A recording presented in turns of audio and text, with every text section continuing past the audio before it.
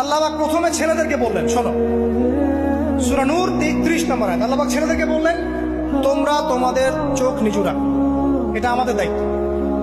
প্রত্যেকটা ছেলের দায়িত্ব বেগানা মেয়েকে দেখলে চোখটা কি করবে? নিচু। তাহলে আপনি সিডিউসড হবেন, এক কথা। 2 নাম্বার, আল্লাহ পাক আমাদেরকে বললেন, তোমরা তোমাদের লজ্জাস্থানকে হেফাজত করো। কাদেরকে? আমাদেরকে, মানে ছেলেদেরকে। প্রথমে আল্লাহ পাক ছেলেদেরকে বললেন, চোখ নিচু করে রাখো, লজ্জাস্থানে হেফাজত করো। ঠিক আছে?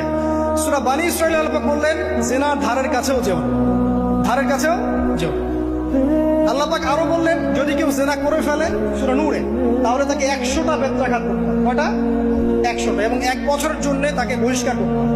আল্লাহ পাক শাস্তিও দিলেন, শুধু তাত্ত্বিক বিধান দেন নাই, শাস্তিও দিয়েছেন। কারণ শুধু তাত্ত্বিক বিধান দিয়ে হবে? আমি যদি ওয়াজ করে বেড়াই, ভাই মদ খায় না, মদ খায় না, কোনো শাস্তি না অ্যাপ্লাই করি, তাহলে কি মদ ছাড়বে মানুষ? আমরা যদি বলি হত্যা করা মহাপাপ, মহাপাপ, দুর্নীতি করা মহাপাপ, মানুষ দুর্নীতি ছাড়বে? ছাড়বে না, যতক্ষণ না শাস্তি নিশ্চিত করা যাচ্ছে। আল্লাহ পাক তাত্ত্বিক কথা শুধু বললেন না, শাস্তিও নিশ্চিত করলেন। তারপর আল্লাহ পাক আরো বললেন, যদি বিবাহিত কোনো ব্যক্তি ব্যভিচার করে, তাহলে তাকে রজম করতে হবে, মাটিতে পুঁতে তাকে পাথর নিক্ষেপ করে হত্যা করবে। ঠিক আছে? শাস্তি। এরপরে দেখেন আল্লাহ পাক মেয়েদেরকে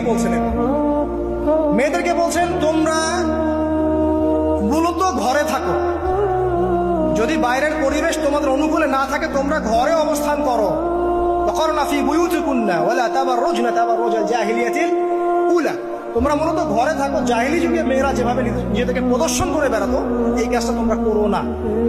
যদি করো, তাহলে সমাজে বেহায়াপনা, ফাহিশা বেড়ে যাবে, তোমরা নিজেরাই ক্ষতিগ্রস্ত হবে, যেটা ওরা হচ্ছে এখন। আচ্ছা, এরপর আল্লাহ পাক আরো বললেন, হে নবী, আপনি আপনার স্ত্রী এবং মুমিন নারীদেরকে বলেন, তারা যদি বাহিরে যায়, যেন জিলবাব দিয়ে তাদের পুরো বক্ষ দেশটাকে ঢেকে নেয়।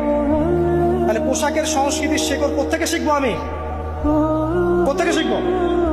আল্লাহ পাক কর্তৃক নাজিলকৃত সর্বশেষ ঐশী গ্রন্থ থেকে শিখবো নাকি? যে বইয়ের মধ্যে কোনো ভুল নাই, সেটাই তো আমার শেখার মাধ্যম হবে নাকি? নাকি যে দর্শনে 1000টা ভুল, সেটা শিখবো আমি?